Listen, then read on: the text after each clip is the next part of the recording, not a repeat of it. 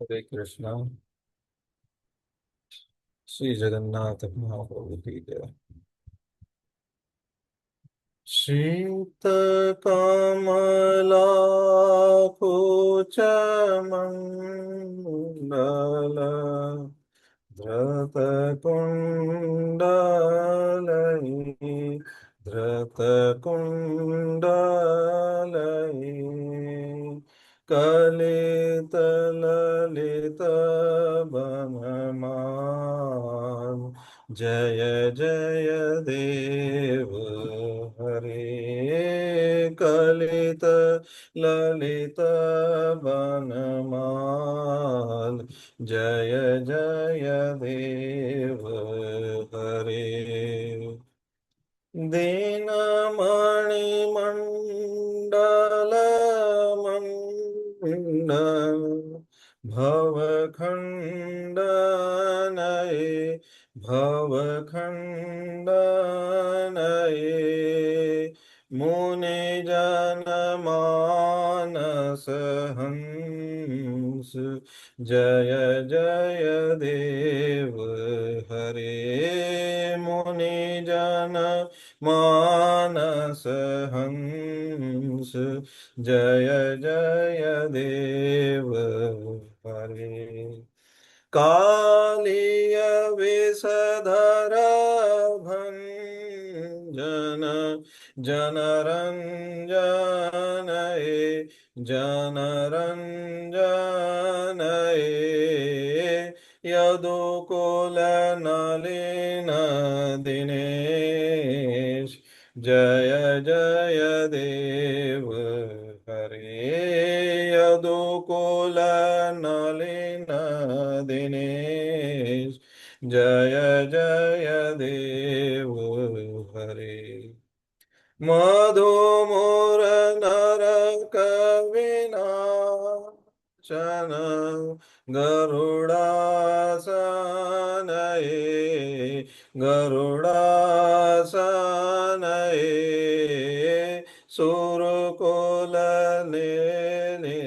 निदान जय जय देव हरे सुरकुल केली निदान जय जय देव हरे अमल कमल दल लोचन भवमोचनये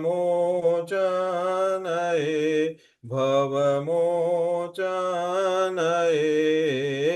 त्रिभुवन भवन निधान जय जय देव हरे त्रिभुवन भवन निधान जय जय देव हरे जनक सुता कृत भूषण जित दूषण जित दूषण समर शमित दशकं जय जय देव हरे समर शमित दशकं जय जय देव हरे अभिनव जलधर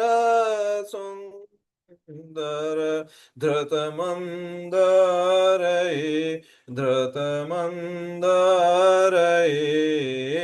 श्रीमुखचंद्र चकोर जय जय देव हरे श्रीमुखचंद्र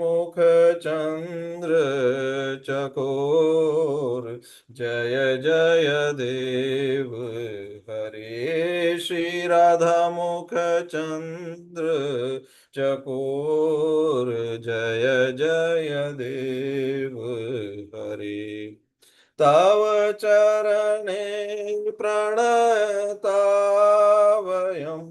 इति भावये इति भावये कुरु कुशलम् प्रणतेषु जय जय देव हरे कुरु कुशलम प्रणतेषु जय जय देव हरे श्री जय देव कवीर इदं कुरुते मदं कुरुते मदं मङ्गलमञ्जुलगीतं जय जय देव हरे मङ्गलमञ्जुलगीतं जय जय देव हरे हरे कृष्णा।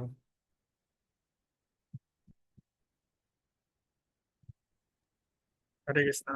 धन्यवाद गुरु जी, बहुत ही अच्छे से आपने गाया गीत गोविंद। ये भी हम प्रारंभ करते हैं आज का सत्र। ओम अज्ञानतिमिरान्धस्य ज्ञानाञ्जनशलाकया चक्षुरुन्मिलितं येन तस्मै श्रीगुरवे नमः।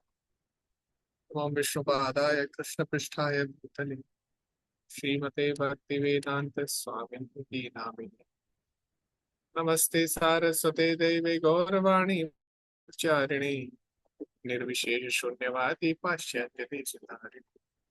जय श्री कृष्ण चैतन्य प्रभु नित्यानंद श्री अद्वैत गदाधर श्रीवासादि गौर भक्त वृंद। हरे कृष्ण कृष्ण कृष्ण हरे हरे, हरे राम राम राम हरे हरे। हरे कृष्णा। आप सभी भक्तों का स्वागत है भक्ति वैभव के इस पाठ्यक्रम में। और हम तीसरे स्कंद के पहले अध्याय को जारी रखेंगे आज। तो हम श्लोक संख्या 36 तक कर चुके हैं चर्चा, और आज हम प्रयास करेंगे इस अध्याय को पूरा करने का। तो अब तक हमने क्या क्या चर्चा की एक बार जान लेते हैं। पिछला स्कंद एक प्रश्न के साथ समाप्त हुआ था कि विदुर और मैत्रेय मुनि का क्या संवाद हुआ। तो तीसरे स्कंद का जो पहला अध्याय है उसी विषय में कि किस प्रकार जो विदुर है वो मैत्रेय मुनि से मिली। तो पहले अध्याय में बताया गया कि विदुर कौन है, उनकी पृष्ठभूमि के बारे में बताया गया। और कहीं ना कहीं हमें पहले स्कंद में भी विदुर के बारे में पता लगा, किस प्रकार उन्होंने धृतराष्ट्र को दिव्य ज्ञान दिया। लेकिन यहाँ पे थोड़ा और विस्तार से उनके बारे में बताया गया है, विशेषकर उनकी जो तीर्थ यात्रा है उसके बारे में बताया गया। तो दो लोग ऐसे थे जो महाभारत का जो युद्ध है उसमें भाग नहीं ले पाए और दोनों तीर्थ यात्रा पे चले गए।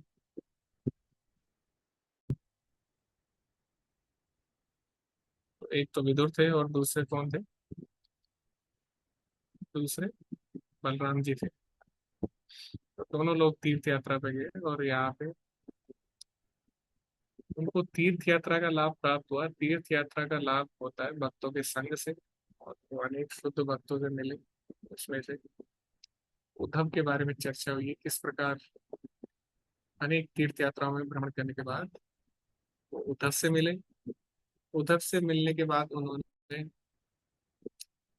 भगवान कृष्ण और बलराम के बारे में पूछा, और साथ ही साथ जो वृष्णि वंशी है उनके बारे में पूछा, भगवान के जो संतानें हैं उनके बारे में पूछा, अक्रूर जी के बारे में पूछा, और सभी के विषय में उन्होंने जानकारी ली। तो उसी चर्चा को हम थोड़ा आगे आज बढ़ाएंगे कि आगे में उसके बाद क्या क्या होता है। ओम नमो भगवते वासुदेवाय। ओम नमो भगवते वासुदेवाय। ओम नमो भगवते वासुदेवाय। नारायणं नमस्कृत्य नरं चैव नरोत्तमं देवीं सरस्वतीं व्यासं ततो जयमुदीरयेत्। नष्टप्रायेषु भद्रेषु नित्यं भगवती सेवया भगवती उत्तमा श्लोके भवती नैष्टिकी। कृष्णाय वासुदेवाय देवकी नंदनाय च नंद गोप कुमाराय गोविंदाय नमः। मूकं करोति वाचालं पङ्गुं लङ्घयते गिरिं यत्कृपातमहं वन्दे श्रीगुरुं दीनतारिणं परमानन्दमाधवं श्रीचैतन्यमीश्वरं। हरे कृष्ण। तो आगे विदुर जी ने क्या क्या जानकारी ली उद्धव से, उसके बारे में चर्चा करेंगे।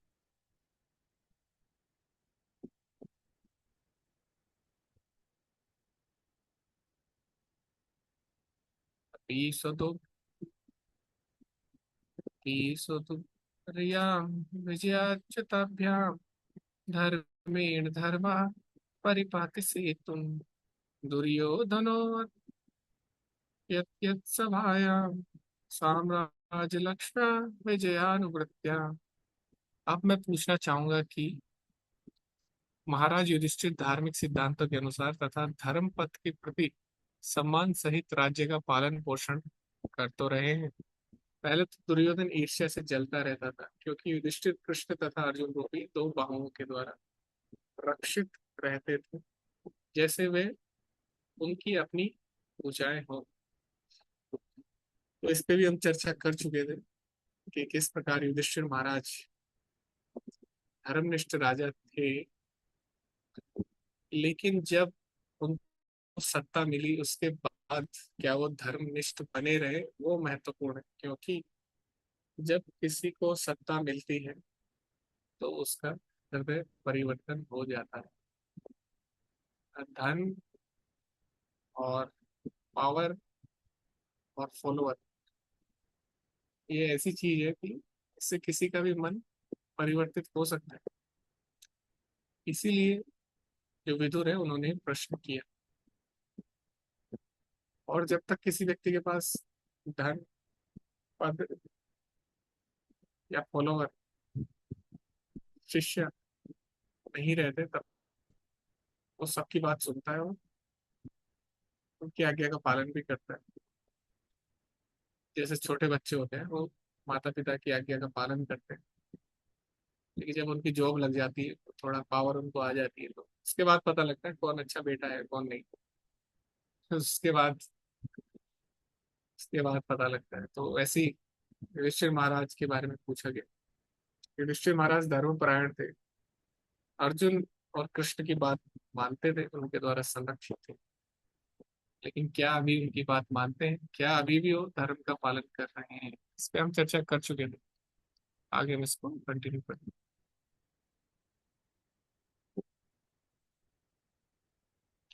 किं वाक्ताघेष्व कमत्यमर्षि भीमो हि भीमो हि वर्तिर्गतं यमुच्यते यस्याङ्घ्रिपातं रणभूर्सेः मार्गं गदायाश्चरतो विचित्रम्। अब कृपया मुझे बताएं, क्या विषैले सर्प तुल्य एवं भीम ने पापियों पर अपना दीर्घकालीन क्रोध बाहर निकाल दिया है? गदा चालन के उसके कौशल को रणभूमि भी सह नहीं कर सकती थी जब वहां उस पथ पर चल पड़ता था। तो जो भीम थे वो बहुत ही अधिक क्रोधित थे कौरवों पर, और उन्होंने प्रण लिया था कि सबका वो वध करेंगे और प्रतिज्ञा ली थी। और ऐसा नहीं है केवल प्रतिज्ञा ली थी, वो ये कर भी सकते थे। इसीलिए जो कौरव थे हमेशा उनसे डर के रहते थे। और भीम हमेशा जो बाकी पांडव थे उनकी बात मानते थे, तो इसीलिए उन्होंने अपने जो क्रोध है उसको बचा के रखा था। और ये क्रोध समय के साथ और बढ़ता गया। और इसकी तुलना सर्प से की गई है। तो प्रभुपाद जी तात्पर्य में लिखते हैं, जैसे सांप का जहर, अगर सांप ने बहुत समय से अपना जहर नहीं छोड़ा है, तो उसका जहर बहुत अधिक बढ़ जाता है। और उसके बाद अगर वो शिकार करता है तो शिकार तुरंत मर जाता है, क्योंकि उसका जो जहर है बहुत ही समय से बचा हुआ है, बहुत ही ज्यादा जहर बन गया सांप के अंदर। तो ऐसी भीम जो थे उनके अंदर क्रोध बहुत समय से था कौरवों के प्रति, और वो बहुत ही अधिक बढ़ चुका है। तो क्या उन्होंने वो क्रोध निकाल दिया है? क्या उन्होंने कौरवों का वध कर दिया है यहाँ पे, पूछ रहे हैं विदुर जी। ठीक है, यहाँ पे प्रभुपा जी लिख रहे हैं, जब सर्प लंबे समय तक पनप रहे क्रोध के पश्चात अपना विष छोड़ता है तो शिकार जीवित नहीं रहता है। उसी प्रकार भीम बहुत समय से उनके अत्याचारों को सह रहे थे और उनपे बहुत ही क्रोधित थे। तो क्या उन्होंने अपना क्रोध निकाला? कश्चित् यशोधारथयुतपाना गांडीव धन्वो परतास्त्रितास्ते अलक्षितो यच्छरकूटगूढो माया किरातो गिरिशस्तुतोष।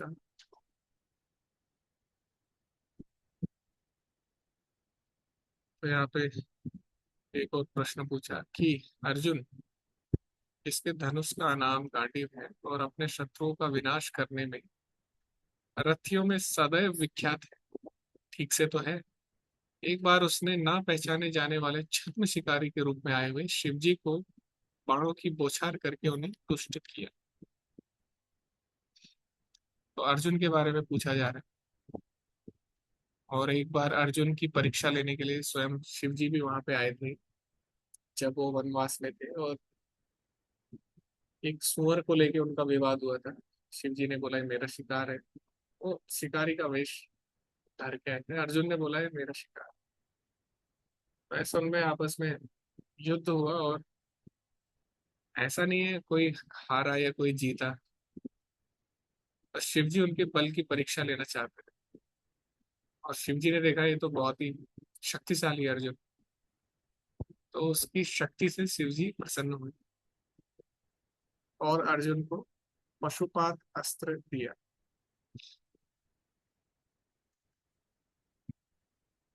तो जितने भी देवी देवता हैं सबने अर्जुन को कुछ ना कुछ वरदान दिए थे, ताकि वो जो शत्रु है उनका वध कर सके। तो कई बार लोगों को लगता है कि अगर कृष्ण भगवान है तो अर्जुन ने शिव जी की पूजा क्यों की है, शिव जी से आशीर्वाद क्यों लिया? ये शिव जी या अनेक देवी देवताओं से अर्जुन ने आशीर्वाद क्यों लिया, जब कृष्ण भगवान है? कृष्ण दे सकते थे,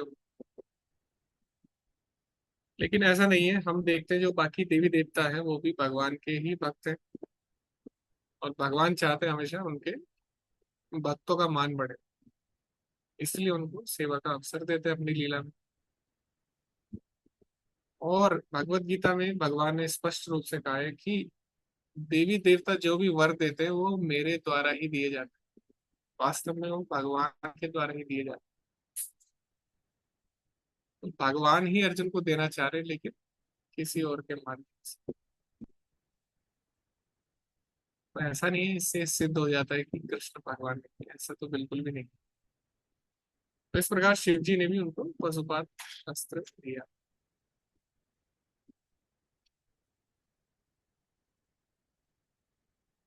यमावतस्वितनयो प्रथाया अथे व्रतो पक्षम विरक्षणीव प्रीमातोत्थाय मृधेश्वरितम् परात् सुपर्णो विवज्रवक्त्रात्।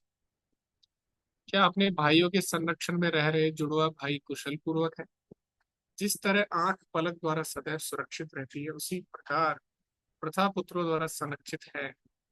इन्होंने अपने शत्रु दुर्योधन के हाथों से अपना न्याय संगत साम्राज्य उसी तरह छीन लिया है, जिस तरह गरुड़ ने वज्रधारी इंद्र के मुख से अमृत छीन लिया था। तो आप बताइए यहाँ पे किसकी बात हो रही है? जुड़वा भाई कुशल पूर्वक है। और नकुल सहदेव। हाँ, यहाँ पे बात हो रही है नकुल और सहदेव, तो जुड़वा भाई।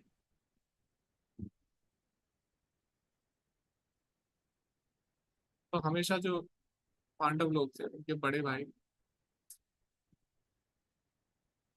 ऐसे तो पिता तो एक ही थे, लेकिन उनकी जो माताएं हैं वो अलग अलग थी। नकुल और सहदेव की जो माता थी वो मादरी थी। और जो बाकी लोग हैं उनको ऐसा ना लगे कि भीम और जो बाकी लोग हैं, युधिष्ठिर और अर्जुन,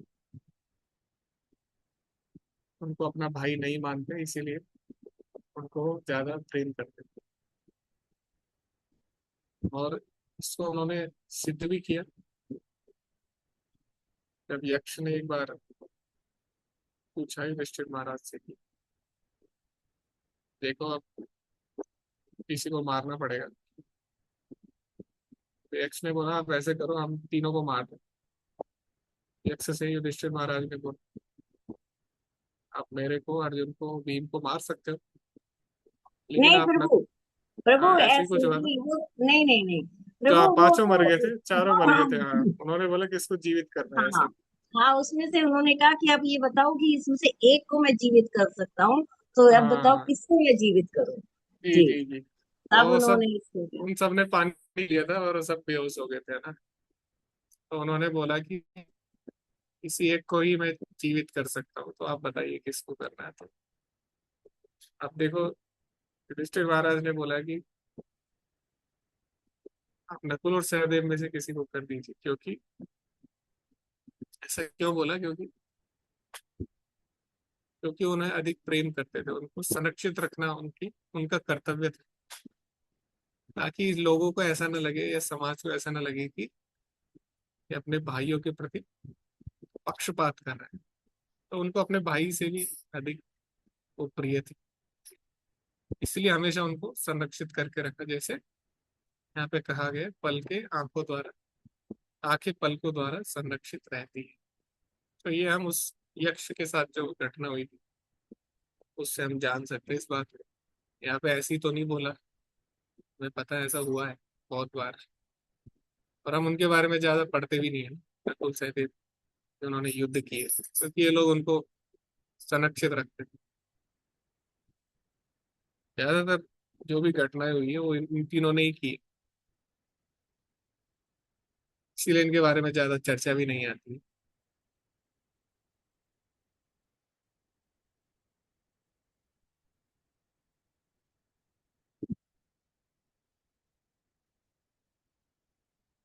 यहाँ पे कृपा जी भी लिख रहे हैं, ये पांचों भाई थे जो थे, ये सगे भाइयों के रूप में विख्यात थे। किसी को लगता ही नहीं था कि नकुल और सहदेव है वो दूसरी माँ से जन्मे, ऐसा लगता था ये पांचों ही सगे भाई।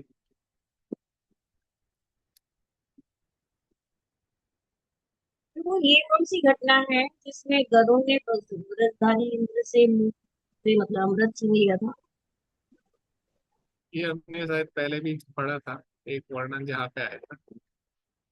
तो अमृत जब निकला था तो इंद्र ने उसको ले लिया था, और उसकी माँ को शायद उन्होंने प्रताड़ित किया था, और फिर उसको बचाने के लिए जो गरुड़ है उसने इंद्र से वापस अमृत छीन लिया था। इससे कुछ घटना हुई थी।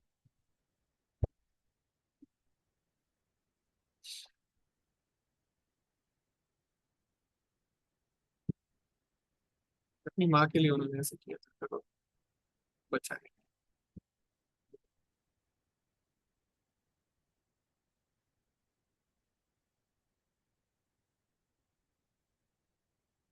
आगे कंटिन्यू करते हैं। अहो प्रतापी ध्रियतेर्वकार्ते राजर्षिवर्येण विना पितेन यस्त्वेक वीरो दिरथो विचिक्ये धनुर्द्वितीयः कुतुभस्य तत्र।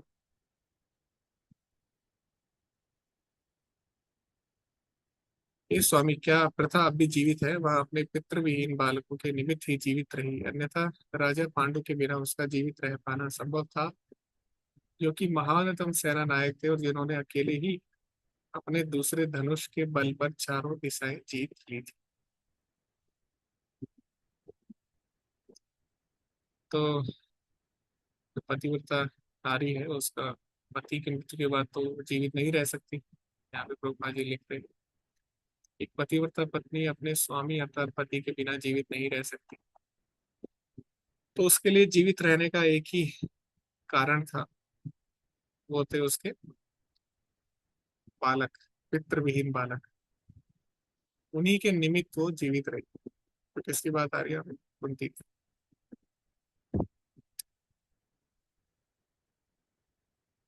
लेकिन बाद में इसको एक प्रथा बना दिया गया, और कलयुग में क्योंकि लोग धर्म परायण नहीं है, तो इस प्रथा को, इस जो प्रथा चली आ रही थी, इसको बाद बंद करना पड़ा। लोग जबरदस्ती एक दूसरे को जला रहे थे, आग में फेंक रहे थे, तो बाद में इसको बंद करना पड़ा। यहाँ पे गोपाजी लिख रहे हैं। यह ज्ञात होता है कि महाराज पांडु महान योद्धा थे। उन्होंने धनुष बाण की सहायता से विश्व की दिशाओं को जीता था। ऐसे पति की अनुपस्थिति में कुंती के लिए विधवा रूप में जीवित रहना असंभव था।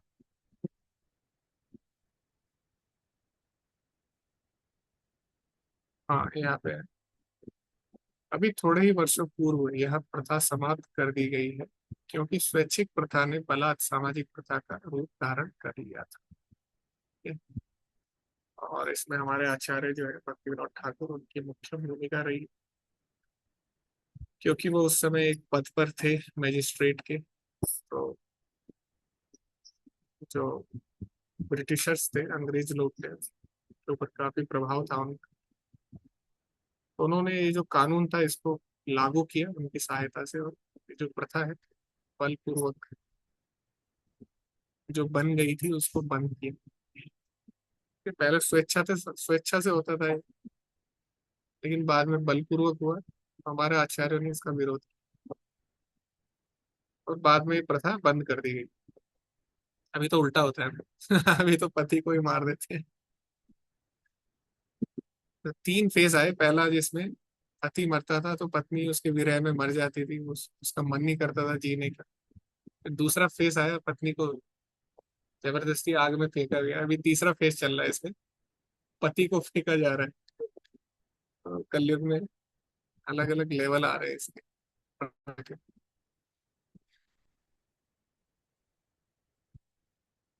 ओके, आगे हम कंटिन्यू करते हैं। हरे सौम्यानुशोचे। कृष्णा, हरे जी कृष्णा प्रभु जी, हरे कृष्णा जी प्रभु। हरे कृष्ण।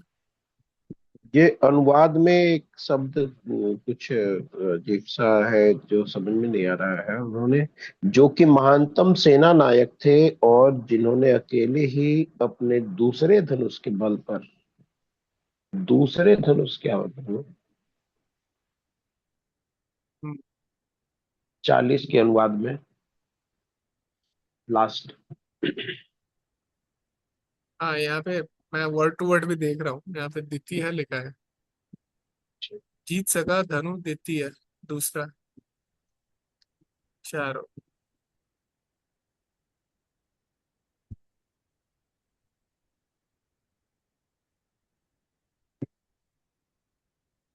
ओके, तो अर्जुन का एक नाम साब्यसाची है।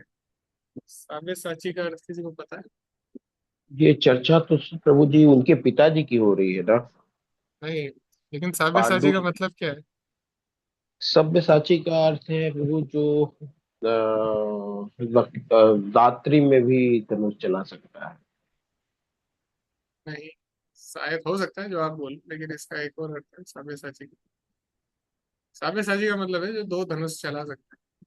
दो धनुष एक साथ, यानी दोनों हाथों से तो वो भी है। शायद उस कॉन्टेक्स्ट में बोला गया कि जो महान वीर थे वो इतने धनुष कला में इतने निपुण थे कि वो दोनों हाथों से धनुष चला सकते थे। अभी तो हम एक हाथ से भी नहीं चला सकते, लेकिन जो अर्जुन जैसे कुशल योद्धा थे वो चला सकते थे, इसीलिए साब्यसाची उनका एक नाम है।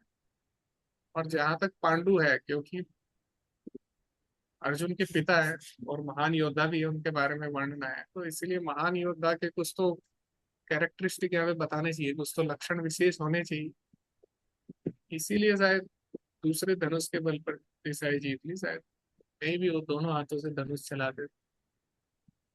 ऐसे इस कॉन्टेक्स्ट में बोला गया जहां तक मुझे लग रहा है, क्योंकि प्रभुपाद जी ने तात्पर्य में तो ऐसा कुछ विशेष नहीं लिखा है। यहाँ पे यही लिखा है बस।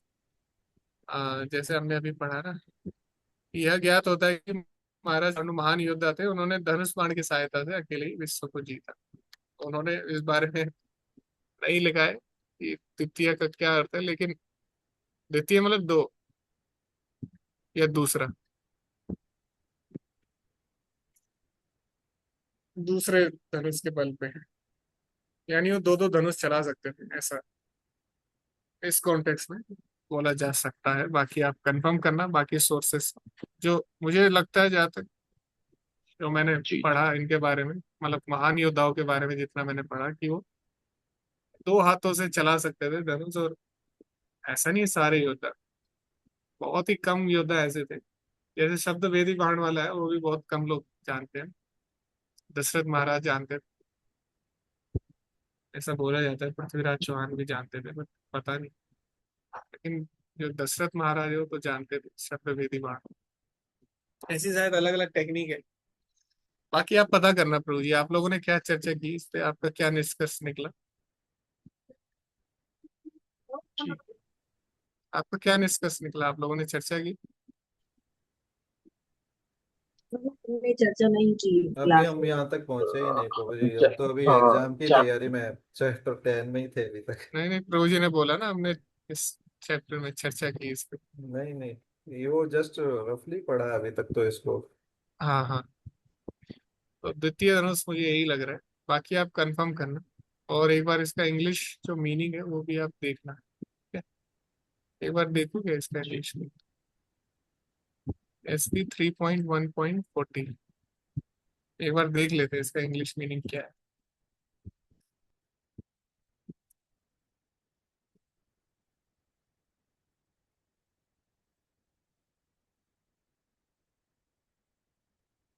हाँ, with the help of second box, दूसरे धनुष के साथ, इंग्लिश में भी वही है। तो एक बार कंफर्म करना जरूरी है इंग्लिश मीनिंग से, क्योंकि कभी कभी ट्रांसलेशन में कुछ ऊपर नीचे हो जाता है। ठीक है, आप पता करना इसका मीनिंग क्या है, द्वितीय धनुष का। जी प्रभु, धन्यवाद। ओके, हरे कृष्ण। आगे हम कंटिन्यू करते हैं। सौम्यानुशोचे तमः पतंतम, रात्रे परेताय विदुदुर्हृदयः, निर्यापितो येन सुहग स्वपुर्या, अहम स्वपुत्रान् समनुव्रतेन। हे भद्र पुरुष, मैं तो एकमात्र उस धृतराष्ट्र के लिए शोक कर रहा हूँ जिसने अपने भाई की मृत्यु के बाद उसके प्रति विद्रोह किया। उसका निष्ठावान हितैषी होते हुए भी उनके द्वारा मैं अपने घर से निकाल दिया गया, क्योंकि उसने भी अपने पुत्रों के द्वारा अपनाए गए मार्ग का ही अनुसरण किया। अब यहाँ पे इस श्लोक में क्या खास बात है? देखो, बाकी जो सब श्लोक थे उसमें कुशल मंगल पूछा गया। कुंती कैसी है, अर्जुन कैसे हैं, युधिष्ठिर कैसे हैं, और बाकी लोग कैसे हैं, भगवान कृष्ण बलराम कैसे। लेकिन यहाँ पे क्या बोला गया कि जो धृतराष्ट्र है उसकी तो दुर्गति होनी है। मतलब जिसने गलत काम किया है, हमेशा भक्तों को कष्ट दिया है, उसका तो कोई उद्धार नहीं कर सकता, उसका नाश तो होना ही होना है। तो वो कभी भी सुखी नहीं रह सकता। तो इसीलिए उसके हाल समाचार नहीं पूछा, क्योंकि ऐसे लोग कभी भी सुखी नहीं रह सकते। इसीलिए उसके लिए शोक व्यक्त किया, कि हम तो उसके लिए शोक व्यक्त कर सकते हैं, भगवान करे उनको सद्बुद्धि मिले।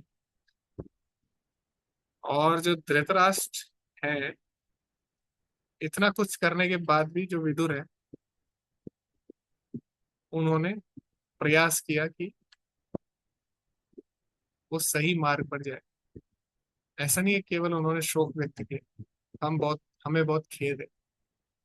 जैसे आजकल लोग बोलते हैं ना, कुछ हो जाता है, ठीक है सोई, हमें बहुत बुरा लगा सुन के।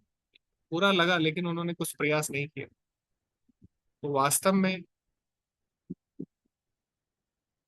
जो भगवान के भक्त है वो परम हितैषी है, उनसे बड़ा हितैषी कोई भी नहीं है। यहाँ पे बोला ना, उनका निष्ठावान हितैषी होते हुए भी, तो विदुर से बड़ा हितैषी कोई नहीं है, जिन्होंने इतना अपमान सहकर भी उनका मार्गदर्शन किया। कोई भी नहीं चाहेगा, है ना? यहाँ पे प्रभुपाद जी इसी बात को लिख रहे हैं। इन कार्यों के बावजूद विदुर कभी भी धृतराष्ट्र के शत्रु नहीं बने, क्योंकि जो वैष्णव है उसका कोई भी शत्रु नहीं होता। यहाँ तक कि धृतराष्ट्र के अंतिम दिनों में विदुर ही एकमात्र असली मित्र यानी हितैषी सिद्ध हुए। विदुर जैसे वैष्णव का आचरण ही ऐसा होता है, वह अपने शत्रुओं का भी भला सोचता है। तो ये इन्होंने बोला। जी हरे कृष्ण, पुष्कर। हरे कृष्णा प्रभु जी। इसका ये द्वितीय धनुष का जो है ना, नेट पे देख रहे हैं तो वो बोल रहा है कि द्वितीय धनुष से जग जीतने का अर्थ है कि महाराज पांडु इतने महान योद्धा थे कि केवल एक अतिरिक्त धनुष, मतलब दूसरे धनुष के सहारे उन्होंने चारों दिशाओं को जीत लिया। यह उनकी अद्वितीय वीरता का संकेत है। उसको डिटेलिंग में ये कह रहे हैं कि द्वितीय धनुष का उल्लेख यह दिखाने के लिए है कि पांडु के पास केवल एक अतिरिक्त साधन था, फिर भी उन्होंने संपूर्ण दिशाओं पर विजय प्राप्त करी। मतलब कई धनुष रखते थे ना राजा, बट उनके पास एक एक्स्ट्रा एक ही था, ऐसा कुछ लिखा है। मतलब उनको दो ही धनुष की जरूरत पड़ी।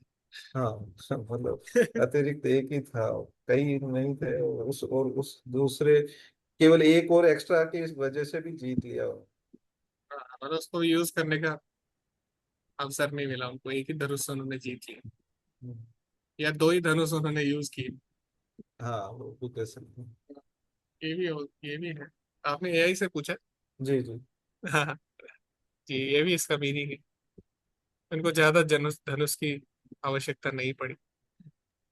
प्रभु जी, मुझे डाउट जो हो रहा था ना वो ये था कि बोल रहे हैं कि दूसरे धनुष के बल पर, इसका मतलब पहला बल कुछ और है, दूसरा बल जो धनुष है उसी पे कर ले रहे हैं सारा कुछ। मतलब उनकी पुण्यता कोई एक बल है, जैसे पहला बल, दूसरा बल, अच्छा, तीसरा बल, मैं ऐसे नहीं, सोच रहा था। मुझे ऐसा लगता है कि जैसे जो पहला धनुष है, धनुष के अलग अलग लेवल है, और जो सबसे हाई लेवल धनुष है, पहला धनुष, उसकी जरूरत नहीं पड़ी। उन्होंने जो कमजोर वाला धनुष है, उनका कमजोर, यानी उनका कमजोर मतलब कितना ताकतवर धनुष है उनका, सेकेंडरी, उसी से उन्होंने चारों दिशाएं जीत ली। यानी उनको अपना जो पहला धनुष है वो यूज नहीं करना पड़ा, जो सबसे ये भी अच्छा हो धनुष सकता है। रहता है।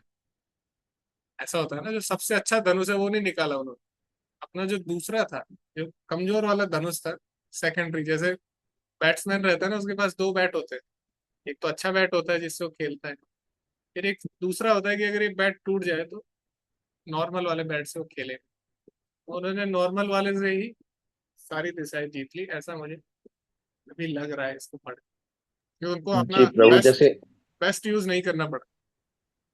जैसे दाहिना हाथ शक्तिशाली होता है तो बोलते हैं ये तो मेरे बाएं हाथ का खेल है, बस इस हाँ, तरीके से। वैसी टाइप।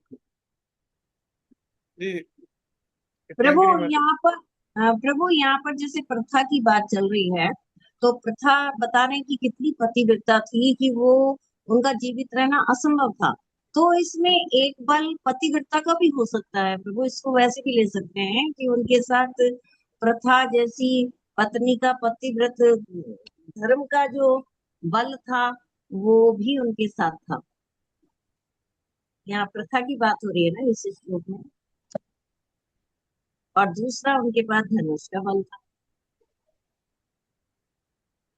हाँ, ये बात आपने सही बोली, ये भी इसका मीनिंग हो सकता है, ये इसका इनडायरेक्ट मीनिंग हो सकता है। हाँ। जो आपने बोला वो सेकेंडरी मीनिंग हो सकता है इसका, क्योंकि पतिव्रता होना भी एक पति को बल देता है। तो आपने सही हम्म। बोला। तो इसका इनडायरेक्ट मीनिंग हो सकता है, मतलब जो आपने बोला। चलिए तो आप जब टीका लिखेंगे आप उसमें लिख सकते हैं आप।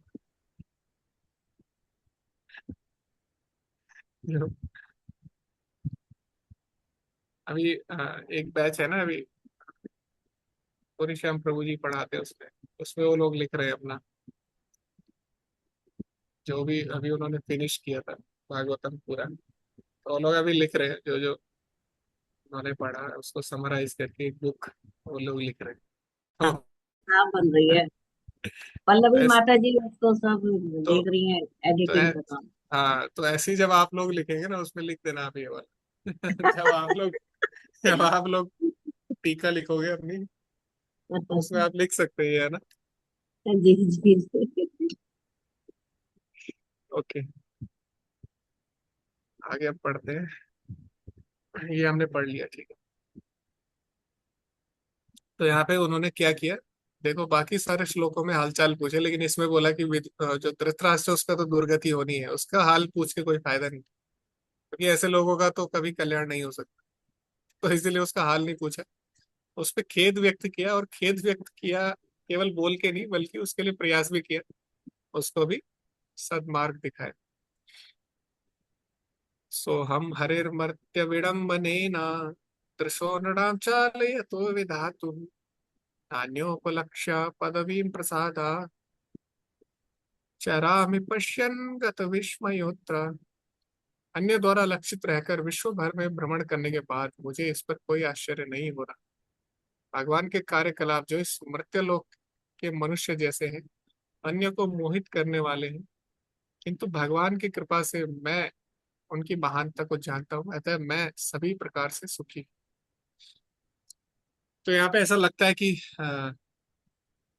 जो विदुर है अपनी प्रशंसा कर रहे हैं, लेकिन ऐसा नहीं। जो भक्त है वो हमेशा भगवान को श्रेय देते हैं। तो बोल रहे देखो, मेरे को निकाल दिया विदुर ने, जबकि मैं तो उनके भले के लिए बोल रहा था, लेकिन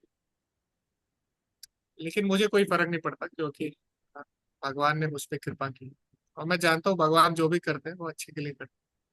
तो इसीलिए मुझे कोई समस्या नहीं है उनसे। जो भी होता है भगवान की इच्छा से ही होता है, और भगवान चाह रहे थे कि मैं अनेक जो स्थान है भगवान की लीला स्थली है उनका दर्शन कर सकूं। ठीक है? तो उनको विश्व भर में भ्रमण करने के बाद भगवान की लीला सुनने को मिली, भगवान के भक्तों को देखने को मिला, और अनेक अनेक चीजें उन्होंने सीखी, अनेक अनेक महात्मा लोगों से उन्होंने चर्चाएं की। तो इसीलिए अगर देखा जाए तो भगवान की कृपा उन पे हुई। तो बोल रहे हैं कि मैं सुखी हूँ क्योंकि भगवान ने मुझ पर कृपा की है, और मुझे इस बात का बिल्कुल भी कष्ट नहीं है कि धृतराष्ट्र ने मेरे साथ ऐसा किया। लेकिन मुझे खेद है कि उसने पांडवों के साथ ऐसा किया, उसको उनके साथ ऐसा नहीं करना चाहिए। अपने लिए वो दुखी नहीं है, और पांडवों के लिए दुखी है। तो ये शुद्ध भक्त के लक्षण। नारायण पर, ऐसे भक्तों को कहा जाता है नारायण पर, जो भगवान की योजना पर आश्रित होते हैं, भगवान जैसे करेंगे वैसे उसको स्वीकार करते हैं। नूनम नृपाणाम त्रिमदोत्थानाम महिमोश्चालयताम च मूढ़ि पदात् प्रपन्नार्ति जिहिश्रेयेषु अप्यु अप्युपेक्षाघम भगवान कुरुणा। भगवान होते हुए भी तथा पीड़ितों के दुख को सदैव दूर करने की इच्छा रखते हुए भी वे कुरुओं का वध करने से अपने आप को बचाते रहे। यद्यपि वे देख रहे थे कि उन लोगों ने सभी प्रकार के पाप किए, और यह भी देख रहे थे कि अन्य राजा तीन प्रकार के मिथ्या गर्व के वश में होकर अपनी प्रबल सैन्य गतिविधियों से पृथ्वी को निरंतर शुद्ध कर रहे हैं। तो यहाँ पे बोल रहे हैं कि भगवान होते हुए भी, यानी भगवान कृष्ण ने कुछ नहीं किया। मतलब भगवान हमेशा बचते रहे कि कौरवों को छोड़ दिया जाए, छोड़ दिया जाए। ऐसा क्यों कर रहे थे भगवान? तो उसके दो कारण दिए गए, जो श्रील प्रभुपाद है अपने तात्पर्य में लिख रहे हैं कि भगवान ने तुरंत दंड क्यों नहीं दिया। तो वैसे इसके तीन कारण है, प्रभुपाद जी ने दो कारण लिखे हैं। देखो, पहला कारण ये है कि भगवान तो दयालु है, और वो सबको सुधरने का अवसर देते हैं, लेकिन किसी ने वैष्णव अपराध किया तो उसके लिए ये रास्ता बंद हो जाता है। बाकी जो भी पाप है, अपराध है, उसमें भगवान तुरंत दंड नहीं देते, क्योंकि वो सोचते हैं सुधर जाएगा। इसीलिए जो कई करोड़ों करोड़ों जन्मों के पाप है वो अभी तक नहीं आए हमारे। क्यों नहीं आए? क्योंकि भगवान हमको अवसर दे रहे हैं कि हम लोग सुधर जाएंगे, सुधर जाएंगे, सुधर जाएंगे। अगर नहीं सुधरते तब जाके कई आने हम तक आ जाते, करोड़ों जन्म। तो ये तो कौरवों के लिए बंद हो गया रास्ता, क्योंकि भगवान वैष्णव अपराध क्षमा नहीं करते। तो अब उनके पास दो ही उपाय बचे जिसके कारण वो जीवित थे। भगवान ने उन्हें तुरंत दंड नहीं दिया। जब उन्होंने द्रौपदी का चीर हरण किया, यहाँ पे लिखा गया है तो भगवान ने उनको क्यों दंड नहीं दिया, है ना। कौरवों द्वारा सबों की उपस्थिति में द्रौपदी को भरी सभा में नग्न देखने के प्रयास से अपमानित किया गया, तो भगवान ने उनको असीमित वस्त्र दिए, उनकी रक्षा की, लेकिन उन्होंने तुरंत दंड नहीं दिया कौरवों को। क्यों? पहला, भगवान चाहते थे कि ये सब लोग इकट्ठे हों, जितने भी पापी राजा थे, क्योंकि उस समय एक नहीं था, दुर्योधन जैसे बहुत सारे लोग हो चुके थे। यहाँ पे लिखा है ना कि वहां पे जो राजा थे वो और भी राजा थे, वो मिथ्या गर्व के वश में होकर प्रबल सैन्य गतिविधियों को निरंतर करते रहे। बाकी लोग भी ऐसे हो गए थे। तो भगवान ने ऐसी योजना बनाई कि सबका जो सफाया है एक ही बारी में हो जाए। क्यों अलग अलग जाके सबको मारना है? कुछ ऐसा ऐसी योजना बनाई जाए कि सब जो ऐसे राजा हैं, जो पापी लोग हैं, उनको एक ही बारी में मार दिया जाए। तो उसके लिए भगवान ने कुरुक्षेत्र युद्ध की योजना। पहला कारण। दूसरा कारण, भगवान अपने भक्तों को श्रेय देना चाहते। यहाँ पे प्रभुपाद जी लिख रहे हैं लास्ट में। पहला कारण तो यही था, भगवान ने सारे लोगों को एकत्रित किया। मैं तुम पांडवों के अतिरिक्त यहाँ पर एकत्रित सारे लोगों का सफाया कर डालूंगा, भगवान ने बोला है भगवत गीता में। पहला कारण ये है। दूसरा, भगवान चाहते हैं कि उनका भक्त उनके द्वारा संपन्न किए जाने वाले किसी उपाख्यान का नायक बने। यानी भगवान चाहते हैं अपने भक्तों द्वारा एक कार्य करे, इसलिए भगवान ने तुरंत दंड नहीं दिया, क्योंकि वो अपने भक्तों को महान बनाना चाहते हैं। भगवान इसीलिए स्वयं नहीं करते कुछ कार्य, अपने भक्तों के लिए छोड़ देते। तो ये सारे कार्य उन्होंने किसके लिए छोड़े थे? पांडवों के लिए छोड़े थे, ताकि उनका यश बढ़ सके। तस्मात् उत्तिष्ठ यशो लभस्व। ठीक है, तो दो कारण दिए इसके कि क्यों भगवान ने तुरंत दंड नहीं दिया। तो कोई आपसे पूछे भगवान ने क्यों दंड नहीं दिया, आप बता सकते हैं दो कारण। अजस्य जन्मोत्पतनाशनाय कर्माण्य कर्तुर्ग्रहणाय पुंसा धन्वन् यथा को अतिदेह योगम परो गुणाना मुतकर्म तंत्रम। भगवान का प्राकट्य दुष्टों का संहार करने के लिए होता है, उनके कार्य दिव्य होते हैं और समस्त व्यक्तियों के समझने के लिए ही किए जाते हैं। अन्यथा समस्त भौतिक गुणों से परे रहने वाले भगवान के इस पृथ्वी पे आने का क्या प्रयोजन हो सकता है? तो भगवान जो भी करते हैं उसमें सबका कल्याण होता है। और जो दुष्ट है वो भी भगवान की संतान है। जैसे एक माता पिता की संतान दुष्ट भी हो सकती है, अच्छी भी हो सकती है, लेकिन माता पिता दोनों का ही कल्याण करते हैं। जब दुष्ट बच्चा है उसको दंड देके उसका कल्याण करते हैं, ताकि वो सुधर जाए। माता पिता को मारने में मजा आ रहा है ऐसा तो नहीं है, लेकिन क्या करें, बच्चे की भलाई के लिए मारना पड़ेगा उसको, या उसको दंड देना पड़ेगा। ऐसा तो इंडिया में ही हो सकता है, बाहर तो मार नहीं सकते बच्चों को। तो बाहर तो ये उदाहरण भी नहीं दे सकते ना बच्चों वाला, उनको दंड देना, क्योंकि बाहर तो अलाउड नहीं है बच्चों को दंड देना। तो बच्चों को दंड देते हैं उनके माता पिता, ताकि उनका सुधार हो सके। उनका इंटेंशन जो है वो दंड देने का नहीं हो, हानि पहुंचाने। ऐसे ही भगवान दुष्ट को मारते हैं, उसका ये अर्थ नहीं होता कि भगवान उनसे प्रेम नहीं करते। भगवान चाहते हैं कि वो लोग सुधरे, और जब कोई उपाय नहीं रहता तो फिर बोला जाता है लातों के भूत बातों से नहीं मार। तो कुछ जो जीवात्मा है वो जब तक उनको दंड नहीं मिलता तब तक वो नहीं मारती। जैसे हम लोग हैं अभी, अगर हमारा शरीर अच्छा रहेगा, सब चीज अच्छा रहेगा, तो हम लोग भक्ति नहीं करेंगे। इसीलिए शरीर में जन्म मृत्यु जरा व्याधि आती है, ताकि हमें पता लग सके कि भगवान की भक्ति करनी है। तो भगवान इसमें क्या देते हैं, कष्ट भी देते हैं शरीर में, ताकि हम लोग भगवान की भक्ति और जो असली आनंद है उसको प्राप्त कर सके। वरना भगवान क्यों हमसे प्रेम नहीं करते क्या? अगर भगवान प्रेम करते तो हमको भगवान बीमारी क्यों देते, बुढ़ापा क्यों देते? तो इसीलिए देते ताकि हमारे भलाई के लिए, ताकि हम असली जो चीज है उस तक पहुंच सके, वास्तविक आनंद हम प्राप्त कर सके। तो माता पिता बच्चे को डांटते क्यों है? ताकि वो अच्छी चीज उनको दे सके। तो उनका भला है। तो दुष्टों का संहार करना भी क्या है, भगवान का प्रेम है उनके प्रति। तो इसीलिए उनके जो कार्य हैं वो दिव्य धरातल पे है। हम ऐसा नहीं बोल सकते भगवान ऐसा क्यों कर रहे हैं। भगवान अगर सबसे प्रेम करते हैं तो मारते क्यों है। भगवान ऐसा कर सकते हैं। उसको समझना, उसको समझने के लिए भी दिव्य स्तर पे होना जरूरी है। इसीलिए हम लोग आचार्य की टीका पढ़ते हैं। हम तो नहीं है दिव्य स्तर आचार्य लोग हैं, तो बता सकते हैं। नवाम कर्माणि लिम्पन्ति न मे कर्म फले स्पृहा इति माम यो विजानाति कर्म बिना सफल। भगवान के जो कर्म है, भगवान के कर्म दिव्य है और भगवान कभी भी उसके द्वारा बनते नहीं है।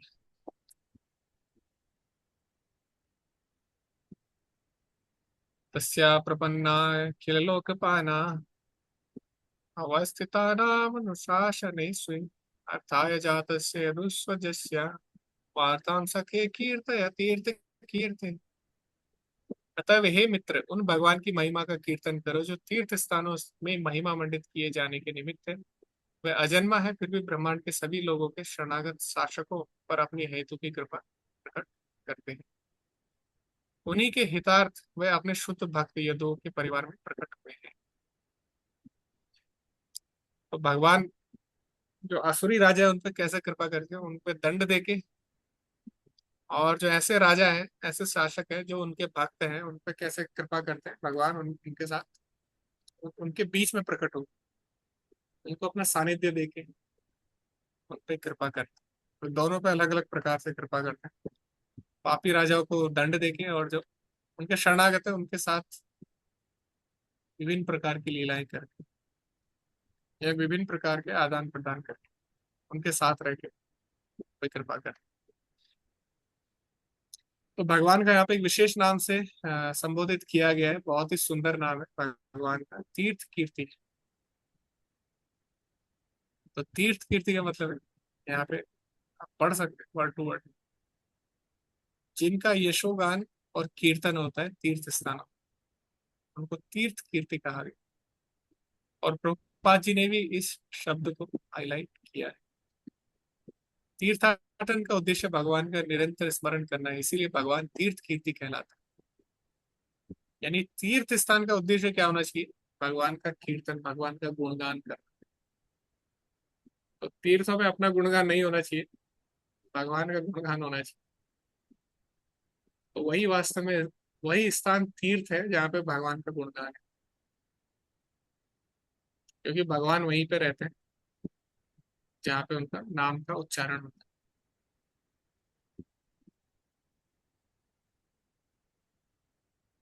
एक श्लोक था ना, कौन सा था विष्णु पुराण, नवाहम तिष्ठामि वैकुंठे योगी जना हृदय यत्र गायन्ति मद्भक्ता तत्र तिष्ठामि नारद। जहाँ पे भक्त लोग मेरा गुणगान करते हैं मैं वहीं पे रहता हूँ, ऐसे भगवान बोलते हैं। मैं योगियों के हृदय में नहीं रहता, और मैं वैकुंठ में भी नहीं रहता जहाँ पे मेरा कीर्तन होता है वही स्थान वैकुंठ है, यानी भगवान वहीं पे रहते हैं। इसलिए भगवान का नाम है तीर्थ कीर्ति। तो ये सुंदर नाम है, तीर्थ कीर्ति। तो इसी के साथ ये जो अध्याय है ये समाप्त हुआ। किसी का कोई डाउट है कुछ शेयर करना है, या हम लोग दो चार श्लोक और करें अगले अध्याय के। आज जैसे बहुत कम लोग आए हैं, अभी तो आ गए। तो किसी का डाउट नहीं है तो हम आगे कंटिन्यू करें, चार पांच श्लोक हम कर सकते हैं। ओके। तो दूसरा अध्याय है भगवान कृष्ण का स्मरण। किसको स्मरण हुआ वो आपको पता लग जाएगा पहले के जो श्लोक है श्री शुक उवाच। तो अभी विदुर ने बहुत सारे प्रश्न किए, और उसको किसको किए सारे प्रश्न, उद्धव को। तो उद्धव से उनकी भेंट होती है यमुना नदी के किनारे। और इतना कुछ सुनने के बाद क्या हुआ आगे वो सुखदेव गोस्वामी बता रहे हैं दूसरे अध्याय।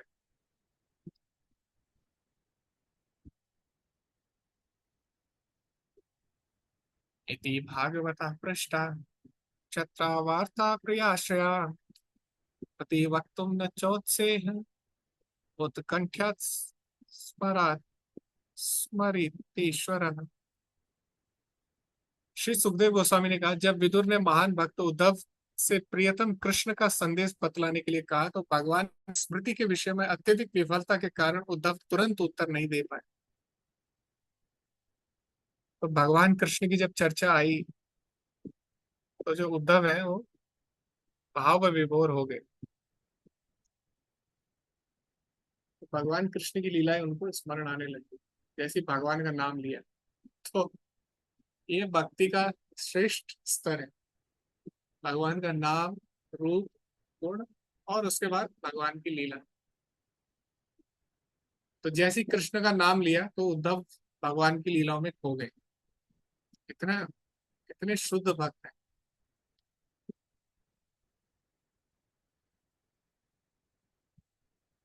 या पंचहायनो मात्रा प्रातराशाय याचितः तन्नक्षत्र चयन्यस्य सर्पयाम बाल लीलया। अब उद्धव के बारे में बताया गया कि उद्धव कौन है, का बचपन कैसा रहा, कितने महान भक्त हैं।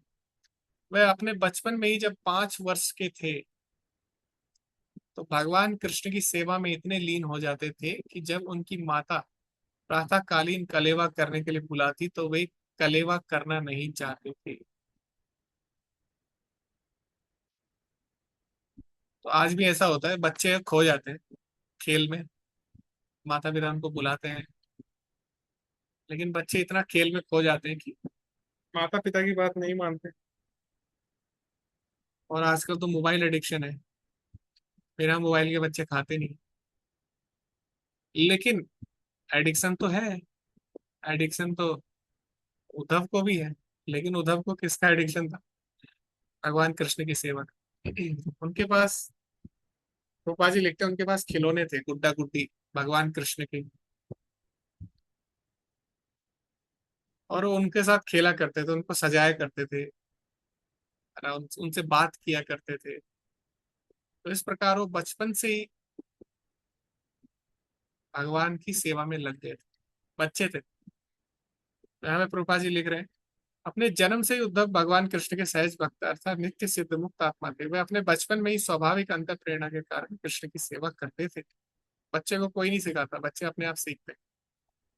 ऐसा नहीं है उनको किसी ने बोला, वो अपने आप ही भगवान कृष्ण की सेवा में लग गए। वे कृष्ण के स्वरूप वाले गुड्डों से खेला करते थे। आज भी बच्चे खेलते हैं ना, कुछ डिवोटीज के बच्चे, उन्हें वस्त्र पहनाते, खिलाते और पूजा किया करते। तो ये उद्धव का स्तर है। स्वाभाविक रूप से वो कृष्ण की सेवा में थे बचपन से। इसीलिए जब वो कृष्ण का नाम सुनते थे तो तुरंत उनको भगवान की लीलाओं का स्मरण हो जाता है, जो कि भक्ति का श्रेष्ठतम स्तर है।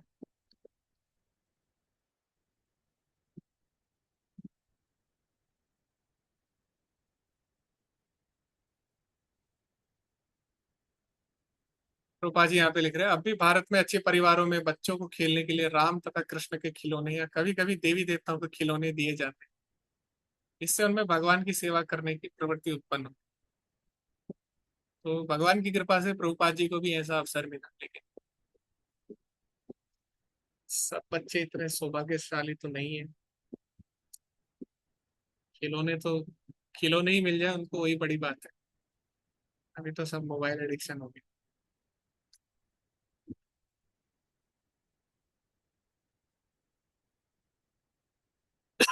सकथं सेवया तस्य कालेन जरसंगतः पृष्ठो वार्तां प्रतिब्रूयात् भर्तृपादावनु अनुस्मरन्। इस तरह उद्धव अपने बचपन से ही लगातार कृष्ण की सेवा करते रहे और उनकी वृद्धावस्था में सेवा की यह प्रवृत्ति कभी शिथिल नहीं हुई। जैसे ही उनसे भगवान के संदेश के विषय में पूछा गया, उन्हें तुरंत उसके विषय में सब कुछ स्मरण हो आया।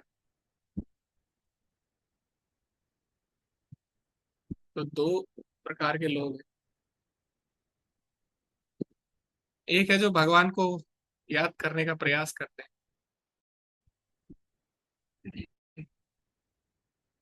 और दूसरा है जो भगवान को भूलने का प्रयास करते हैं। अब ऐसा क्यों करते हैं? ताकि वो जो आसपास के लोग हैं, सामान्य लोग हैं, उनसे व्यवहार कर सके। तो हम लोग भगवान का स्मरण करना चाहते हैं, आसपास के जो लोग हैं उनको थोड़ा दूर रख के, लेकिन हमसे नहीं हो पाता।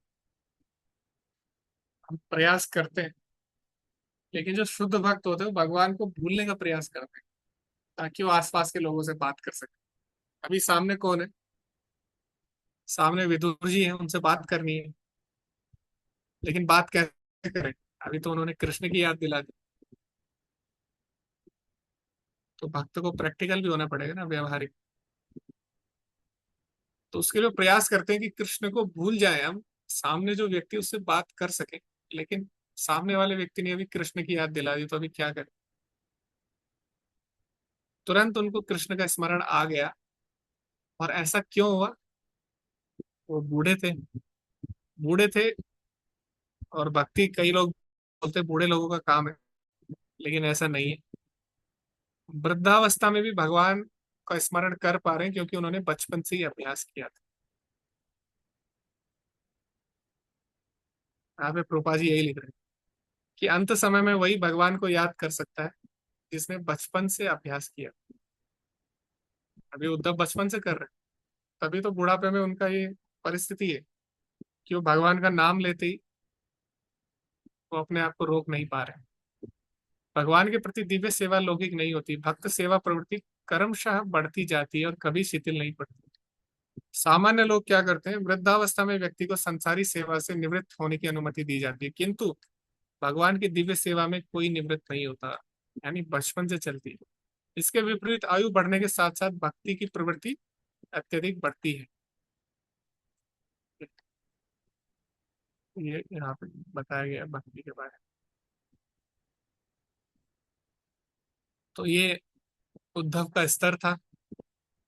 अभी आगे क्या हुआ?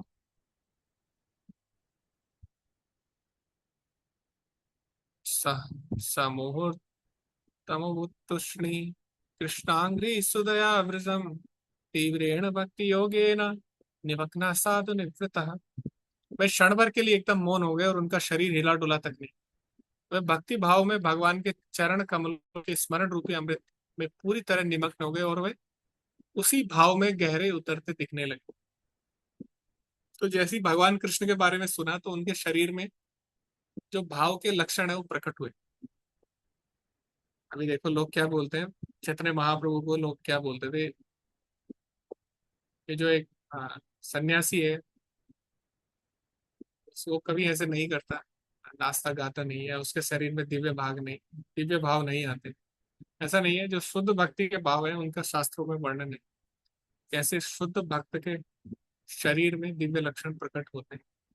और इसीलिए जो शुद्ध भक्त है वही इस बात को जान सकते हैं। और शास्त्रों में है, अ, जो अक्रूर जी है उनके शरीर में भी दिव्य भाव उत्पन्न हुए, हमने पढ़ा अभी पिछले अध्याय में। ऐसे ही जो उद्धव जी है उनके शरीर में भी दिव्य भाव के लक्षण प्रकट हुए। मौन हो गए, उनका शरीर हिला डुला नहीं, यानी उनका शरीर एकदम सख्त हो गया। स्तंभ जिसको बोलते हैं, जो अष्ट सात्विक विकार है उसमें स्तंभ भी एक है।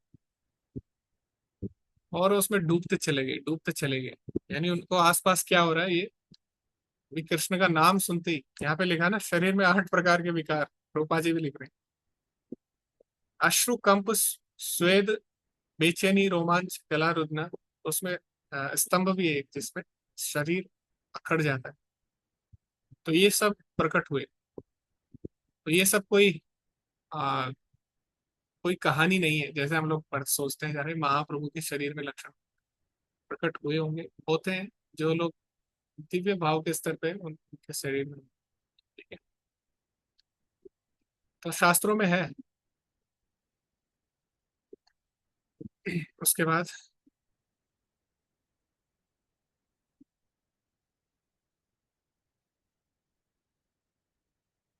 पुलको पुलकोद्भिन्न सर्वांगो मुंचन्मील दृशासु च पूर्णार्थो लक्षितस्तेन स्नेह प्रसर सम संप्लुतः।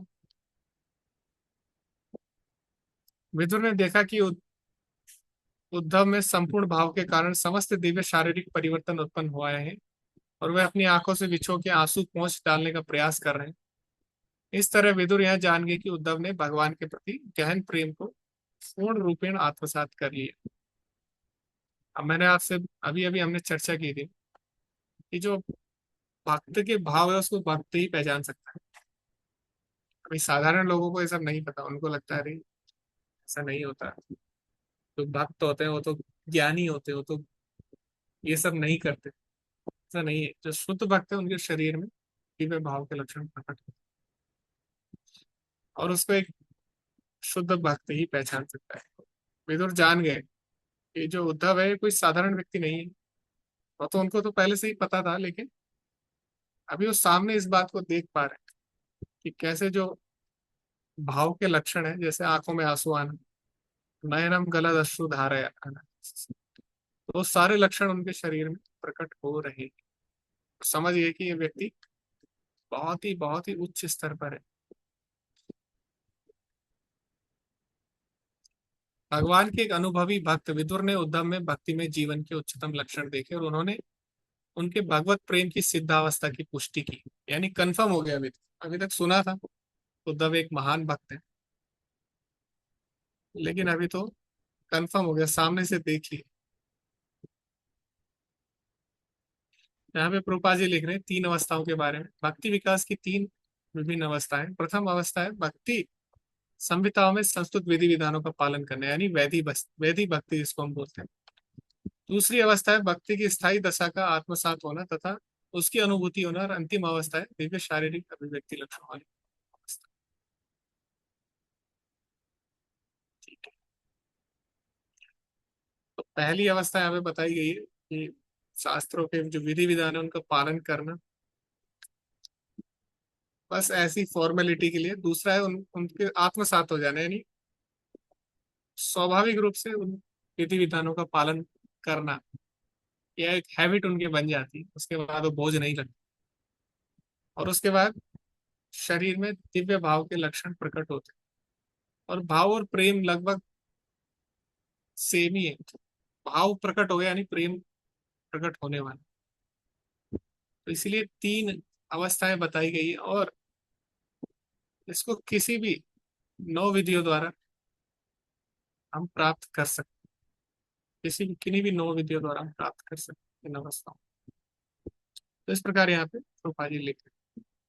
और भक्ति रसामृत सिंधु है, इसमें तो इसके बारे में विस्तार से चर्चा है। और रूपा जी बोले, मैंने इसको ट्रांसलेट भी किया अभी अभी, नेक्टर ऑफ डिवोशन शीर्षक से।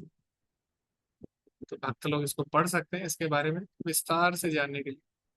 जो एक भाव के लक्षण है, या जो महाभाव है, कितने प्रकार के भाव है, कितने प्रकार के रस है, इनके बारे में विस्तार से चर्चा हुई है भक्ति रसामृत सिंधु। और महान ग्रंथ है जो रस के बारे में बताता है।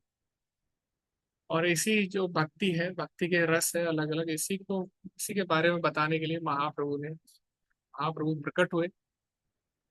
और रूप गोस्वामी, इनको रस आचार्य कहा जाता है, उनके माध्यम से उन्होंने हमें इन रसों के बारे में बताया। भक्ति रसामृत सिंधु में हमको इनके बारे में पढ़ने को मिलेगा। शनकैर भगवल्लोकान् नृलोकं पुनरागतः विमृत्य नेत्रे विदुरं प्रीत्या उद्धव उत्स्यमन उस्मयन। महाभागवत उद्धव तुरंत ही भगवान के धाम से मानव स्तर पर उतर आए और अपनी आंखें पहुंचते हुए उन्होंने अपनी पुरानी स्मृतियों को जगाया तथा विदुर से प्रसन्नचित्त होकर बोले। अभी देखो, अभी मैंने बोला ना आपको, भक्त को प्रैक्टिकल होना पड़ेगा, सामने वाले व्यक्ति से भी व्यवहार करना पड़ेगा।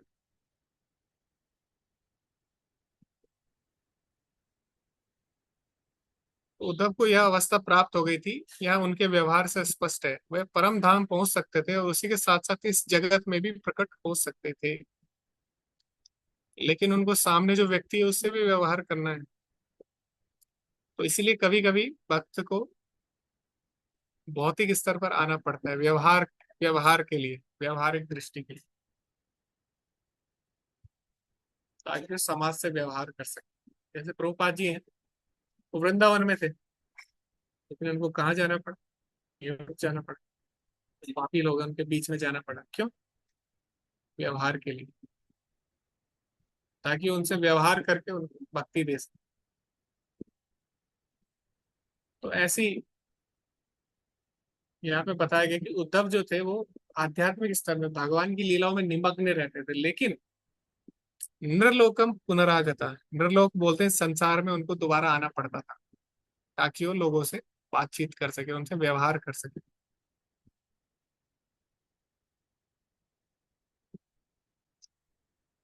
तो जो उद्धव थे वास्तव में वो इस संसार में नहीं थे, उनका शरीर तो इस संसार में था, लेकिन उनका जो मन है वो हमेशा भगवान में रहता था, इसलिए वो हमेशा भगवत धाम में रहते थे। यहाँ पे बोला गया शुद्ध भक्त निरंतर भगवत धाम में रहता है, वर्तमान शरीर उसका इस जगत में होगा, लेकिन वो हमेशा भगवान के धाम में रहता है। ऐसे ही भक्त है उद्धव।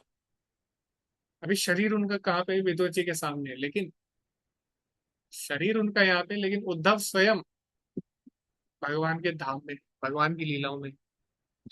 और व्यवहारिक दृष्टि के लिए उनको आना पड़ता है इस शरीर में, ताकि वो सामने वाले का रिप्लाई कर सके या उनसे व्यवहार कर सके। तो ये किसका स्तर है? उद्धव का स्तर है। तो ये उनके बारे में बताया गया।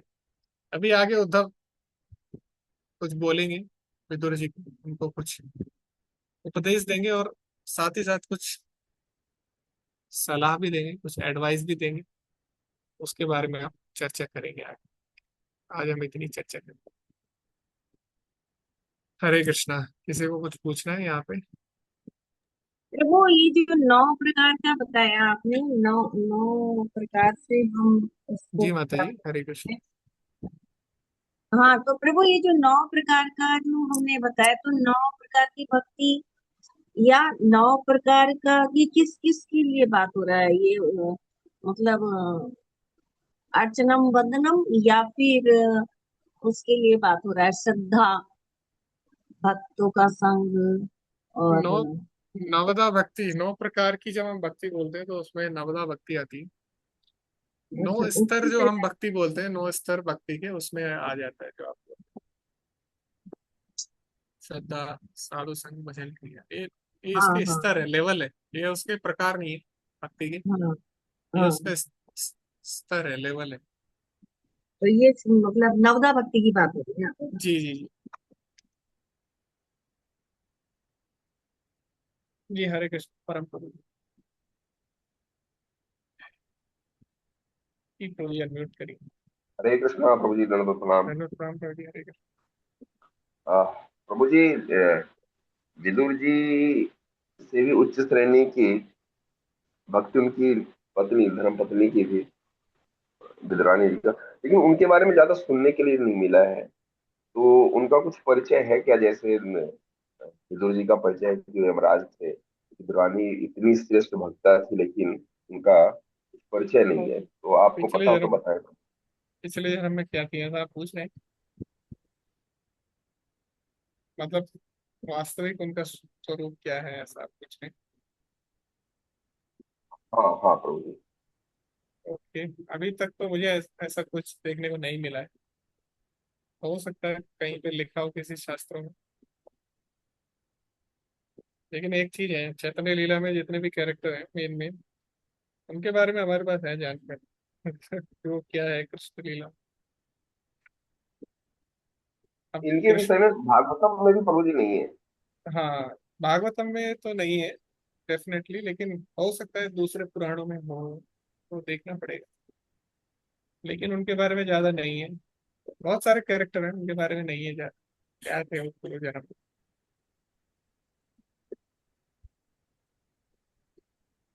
देखते हैं, अगर कहीं में मिलेगा तो शेयर करूँगा कभी। या कोई ऐसी बुक मिल जाए जहाँ पे सबका दिया हो। जैसे हमारे पास तो है चैतन्य लीला का गौर गणेश दीपिका है। गौर गणेश दीपिका में तो लिखा है चैतन्य लीला में कौन क्या क्या है, ऐसी कृष्ण लीला में कौन क्या क्या है उसका देखना पड़ेगा। क्योंकि चैतन्य इनका जो चरिता। भक्ति शास्त्र हाँ है, प्रभु जी इनका जो भक्ति का स्तर है, क्योंकि अ, भगवान इनके हाथ से केले का छिलका खा रहे हैं, तो यानी कि बहुत श्रेष्ठ भक्ता रही होंगी ये। जी जी जी। ऐसी सबरी भी है ना, सबरी भी तो है,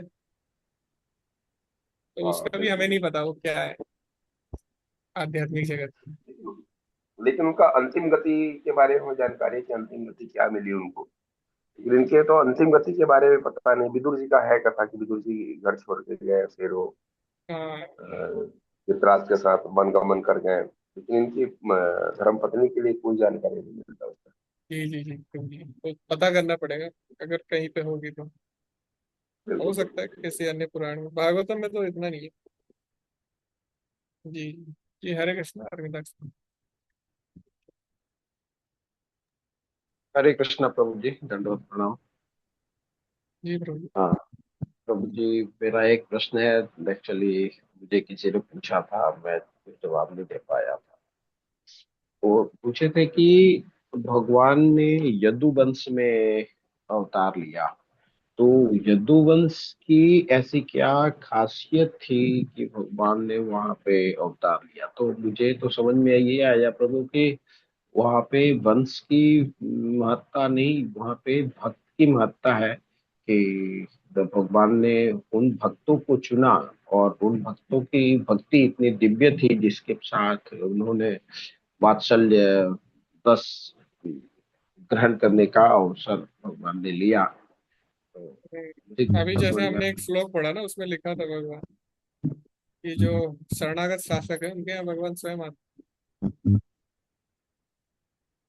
तो कौन था ऐसा जिसके कारण वो आए?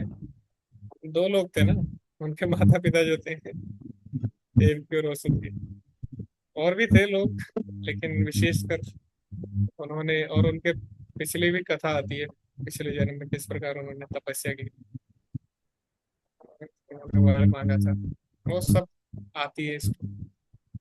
हाँ, तो माता पिता की दिव्यता है वो, शत्रुपा और ये थे शायद। हाँ, तो वो उनकी है, क्योंकि वो भी उसी वंश के है ना, और उनके कारण ही उनके वंश का यश बढ़ा है, देव की और वसुदेव के कारण। और बाकी लोग भी हुए, ऐसा नहीं है केवल वही है, इससे पहले भी विष्णु वंश में बहुत सारे भक्त हुए,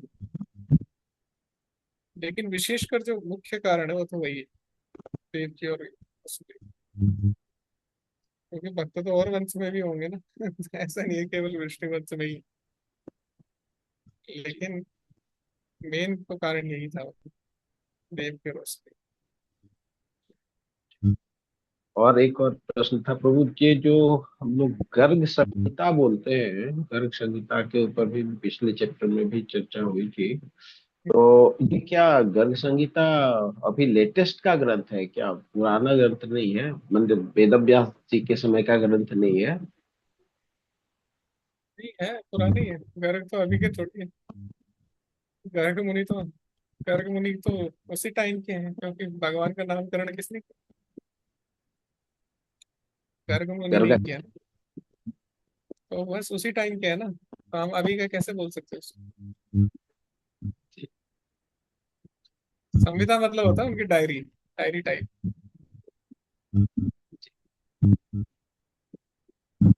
तो अगर अभी का होता तो कुछ और ही नाम होता उसका जी, धन्यवाद प्रभु। जी, हरे कृष्ण। और कोई जान भी नहीं सकता ना भगवान के बारे में जितना उन्होंने लिखा है। तो आजकल के लोग थोड़ी रिसर्च करके लिख सकते हैं ना। जी जी, हरे धन्यवाद। कृष्ण, हरे कृष्ण। जी, हरे कृष्ण। हरे कृष्णा प्रभु जी, ये वृष्णि वंश किसके नाम से है? राजा विष्णु के नाम से। राजा का विष्णु, नाम? हाँ, विष्णु भोज करके एक राजा थे, उनके नाम से विष्णु एक राजा हुए। उनकी स्टोरी क्या है वो मेरे को ज्यादा नहीं पता उसके बारे में, बट एक राजा हुए विष्णु भोज करके। कृष्णा बुक में शायद दिया होगा प्रभुपाद जी ने, उनमें बताई है ना अलग अलग राजाओं के बारे में, लेकिन वो राजा का नाम है। जैसे जैसे यदुवंश भी बोलते हैं ना, यदु भी एक राजा है। भगवान को यदुवंशी बोलते हैं ना, यादव। तो यादव क्यों बोलते हैं? क्योंकि यदु के वंश है। यदु भी एक राजा हुए।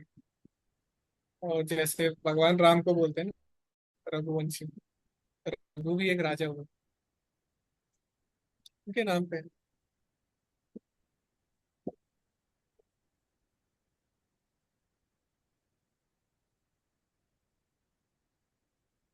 ठीक है प्रभु जी, हरे कृष्ण। जी जी।